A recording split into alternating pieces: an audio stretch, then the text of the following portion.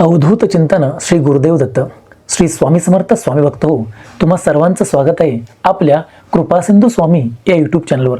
या ठिकाणी मिळतात स्वामी सेवेबरोबर अनेक प्रश्नांची उत्तरं.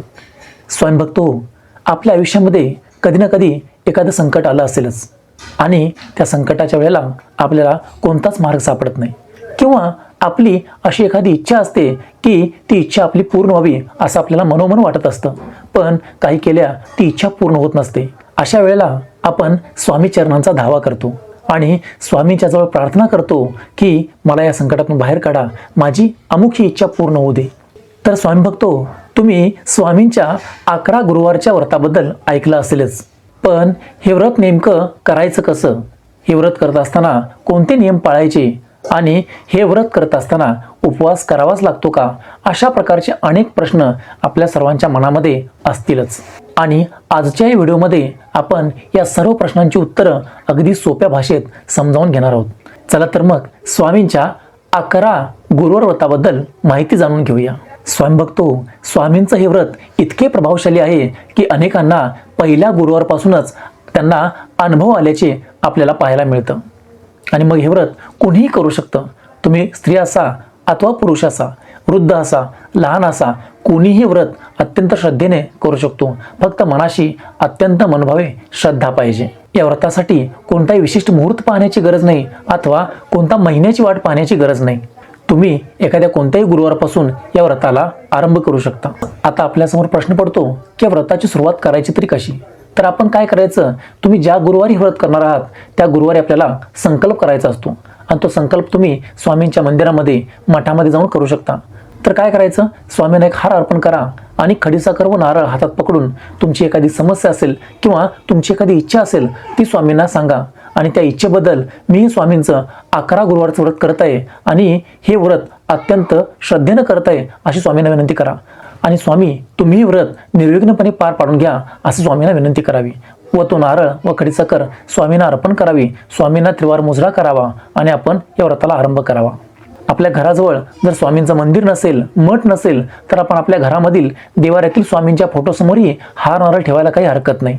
त्यानंतर हातामध्ये पाणी, त्या थोड्या अक्षता आणि एखादं फूल घेऊन तुम्ही या व्रताचा संकल्प सोडू शकता आणि 11 गुरुवारच्या व्रताला आरंभ करू शकता. आता हे व्रत करण्यासाठी फारसं साहित्य आपल्याला लागत नाही. स्वामींचा फोटो अथवा मूर्ती आपल्या देवघरामध्ये असतेच, त्यासोबतच सारामृताची पोथी आपल्याजवळ हवी आणि सोबतच जपाची माळ. आता आपण काय करायचं, तर एका पाटावर केशरी किंवा लाल कापड स्वच्छ अंतरायचं, त्यावर स्वामी महाराजांच्या फोटोची स्थापना करायची आणि स्वामींच्या पूजेची मांडणी करत असताना आपल्याजवळ पंचोपचारच्या पूजेचं साहित्य असणं आवश्यक आहे. या पंचोपचाराच्या पूजेमध्ये गंध, अक्षता, धूप, दीप आणि नैवेद्य या गोष्टी आपण ठेवाव्यात. म्हणजे स्वामींचा फोटो स्वच्छ पुसून घ्यावा आणि जर मूर्ती असेल तर मूर्तीवर पाण्याचा अभिषेक घालावा, मूर्ती स्वच्छ पुसून घ्यावी. त्यानंतर स्वामींना गंध लावावा, अक्षता अर्पण कराव्यात, फुलं अर्पण करावीत, हार असेल तर हार अर्पण करावा आणि त्यानंतर नैवेद्य दाखवून धूप दीप ओवाळावा. अशा प्रकारे स्वामींची पंचोपचार पूजा आपण करून घ्यावी. आता स्वामींची पंचोपचार पूजा झाल्यानंतर मुख्य भाग हा सेवेचा येतो. दिवसभर आपण हा उपवास करायचा असतो आणि सायंकाळच्या वेळेला स्वामींची पंचोपचार पूजा करून स्वामींच्या समोर बसून श्रद्धेनं स्वामी चरित्र सारामृताचा संपूर्ण एक पाठ करावा. म्हणजे श्री स्वामी चरित्र सारामृतातील पहिल्या अध्यायापासून 21व्या अध्यायापर्यंत पूर्ण एक पाठ या दिवशी आपण पूर्ण करावा. सोबतच 11 माळी श्री स्वामी समर्थ जपाचं नाममंत्राचं अनुष्ठान करावं. आणि तिसरी महत्त्वाची गोष्ट म्हणजे जर तुम्हाला शक्य असेल तर 11 वेळा तारक मंत्रही जप करावा. आणि त्या दिवसाची म्हणजे त्या गुरुवारची ही अत्यंत प्रभावशाली ही सेवा आपल्या हातून होणार आहे. यामध्ये सारामृताचा एक पाठ, 11 माळी श्री स्वामी समर्थ जप आणि सोबतच तारक मंत्र 11 वेळा या सेवा आपण स्वामींच्या चरणी रुजू करायच्या आहेत. आता बऱ्याच जणांना प्रश्न पडतो की उपवास करावा का.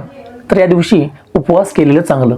कारण का, स्वामी चरित्र सारामृतामध्ये 14व्या अध्यायामध्ये गुरुवारी उपोषण करावं असं सांगितलेलं आहे आणि म्हणून शक्य असेल तर आपण उपवास जरूर करावा.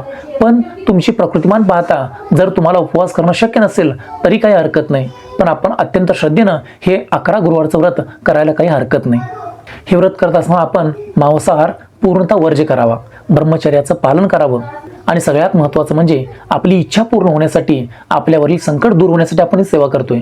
त्यामुळं ही सेवा करत असताना किंवा इतर दिवशी कुणाबद्दलही अपशब्द बोलू नये, कुणाबद्दलही वाईट बोलू नये आणि कुणाच्याबद्दल वाईट व्हावं अशी भावना सुद्धा मनात आणू नये. एवढ्या जरी गोष्टी केल्या तर निश्चितच स्वामींचा अखंड कृपा आशीर्वाद आपल्या पाठीशी राहणार आहे. त्यामुळं अत्यंत श्रद्धेनं आपण ही सेवा स्वामींच्या चरणी रुजू करायची आहे. स्वामीभक्तो, याच्या अगोदर तुम्ही व्रत केलं असेल आणि या व्रताचा अनुभव तुम्हाला आला असेल तर नक्की कमेंटमध्ये तुमचा अनुभव लिहायला विसरू नका. आता जेव्हा तुमचे हे 11 गुरुवार व्रत पूर्ण होईल तेव्हा या व्रताचं उद्यापन करणंही आवश्यक आहे. उद्यापनाच्या दिवशी तुम्हाला शक्य असेल तर तुमच्या गल्लीतील लहान मुलांना घरी जेवायला बोलवा, नसेल तर गरिबांना अन्नदान करा किंवा ज्याला शक्य असेल ती मदत देण्याचा प्रयत्न करा किंवा जवळच्या स्वामींच्या मठात मंदिरात जाऊन दानधर्म करायला काही हरकत नाही. अशा प्रकारे आपण हे 11 गुरुवारचं व्रताचं उद्यापन करू शकतो. स्वामीभक्तो, या व्हिडिओच्या माध्यमातून स्वामींच्या 11 गुरुवारच्या व्रताची माहिती तुम्हाला मिळाली असेल. तुम्ही सेवा कोणती करता त्याच्यापेक्षा ती सेवा कशी करता हे खूप महत्त्वाचं आहे. आणि म्हणून हे जर 11 गुरुवारचं व्रत तुम्हाला करायचं असेल तर अत्यंत श्रद्धेने ही स्वामी सेवा स्वामींच्या चरणी अर्पण करा. कारण का, तुम्ही या व्रतामध्ये पूजा कशी करता, पूजेची मांडणी कशी करता याला स्वामी महत्त्व देणार नाहीत, तर ही पूजा करत असताना तुमच्या मनामध्ये भाव कोणता होता हे स्वामी पाहतील. त्यामुळं अनन्य भावानं स्वामींना शरण जा आणि हे व्रताचा आरंभ करा. नक्कीच तुमच्या इच्छा पूर्ण होतील.